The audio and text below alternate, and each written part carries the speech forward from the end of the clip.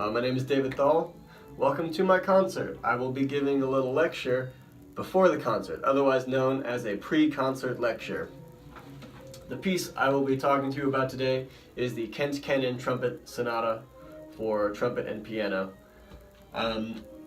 This is a very popular piece for college auditions and even professional auditions used around the country, so it's very widely used. A little backstory on the composer and the piece. Kennan is an American composer. He was born in Wisconsin in 1913. He studied organ and piano and also composition. He was one of the big composers in the era of 20th century American composition that sort of defined that wind band, individual wind instrument sound for the 20th century.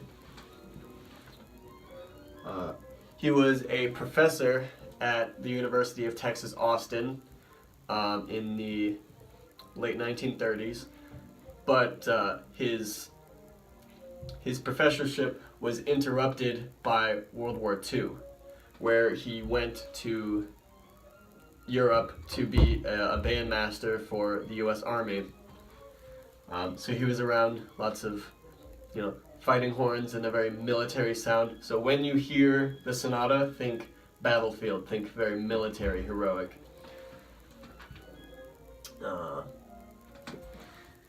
The recording that I am referring to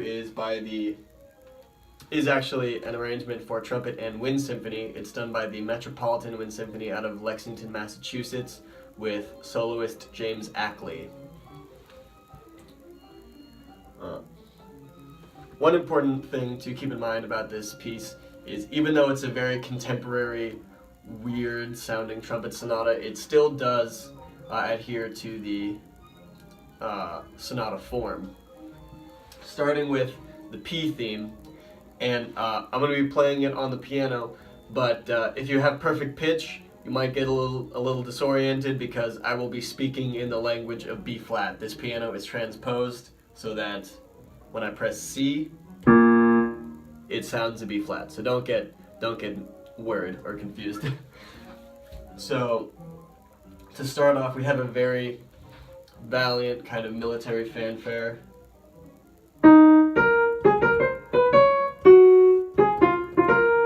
Yeah, that big jump of a fifth.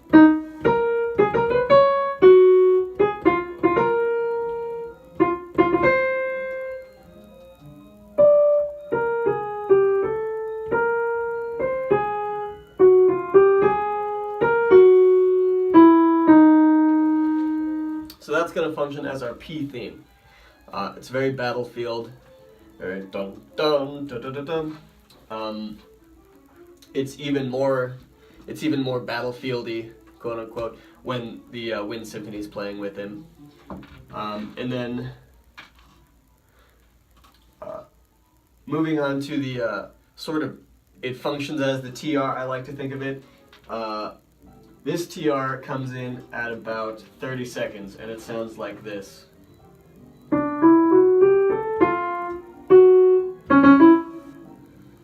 I'm not a piano player.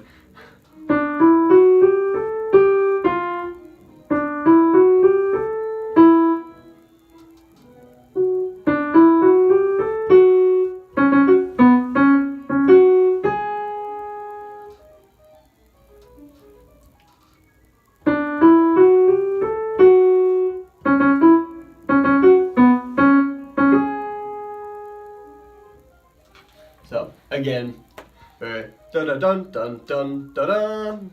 He likes fourths and fifths a lot. And that P theme and that TR is gonna weave its way throughout the entire piece, sort of.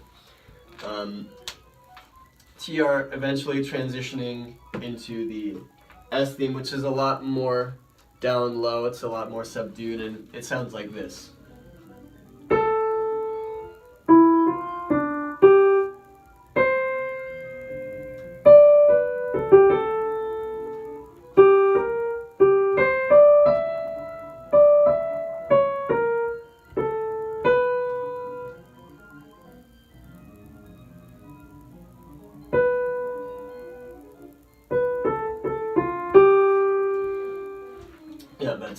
that's the big theme.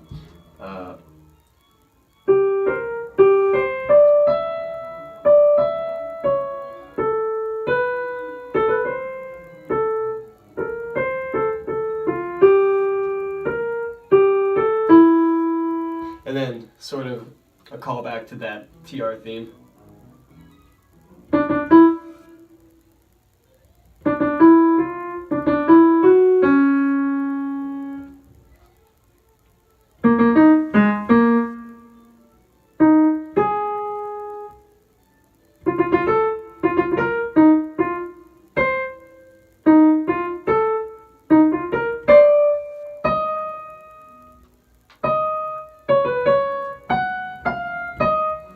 So back to that sort of sound.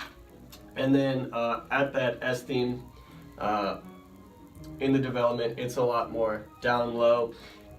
You'll sometimes see the P theme make an appearance, like it does at about 45 seconds, where it's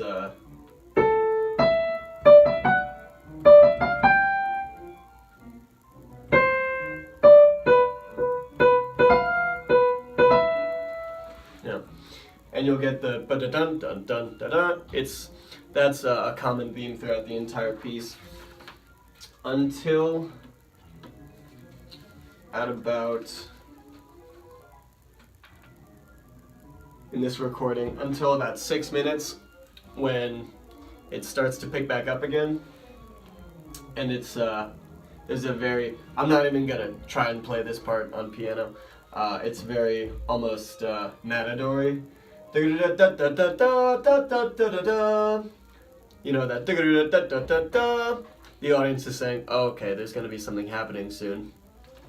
Until at about 6:30, there is an optional cadenza, which in this recording, James Ackley does not choose to play, but at 6:50 it goes into this C theme, this closing theme.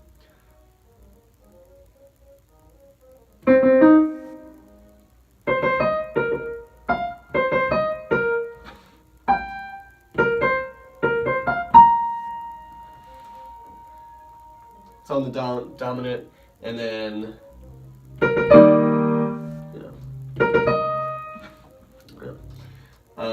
so that's just a little bit about how it does adhere to the sonata form. It's a very interesting piece. It doesn't really have a key. It's one of those sort of post-tonal pieces where at first the key, it's implied that it's an F minor. Oh.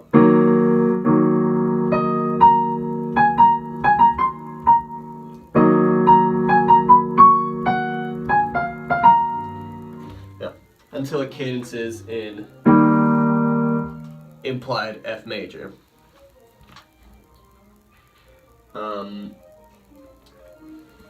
Yeah, it's a very very interesting piece. Like I said, it's used on a lot of professional auditions. Kennan, his approach to composition, especially with the sonata form, is kind of different from other composers of the era. He's in the school of thought that concertos and sonatas are fundamentally different because the concerto is there to display the soloist, and the sonata is a situation where the soloist and the accompaniment both share the spotlight, both are highlighted. And if you listen to this recording, you definitely see that the piano has a lot of, well, the piano or wind ensemble has a lot of very important structural material that they work with. But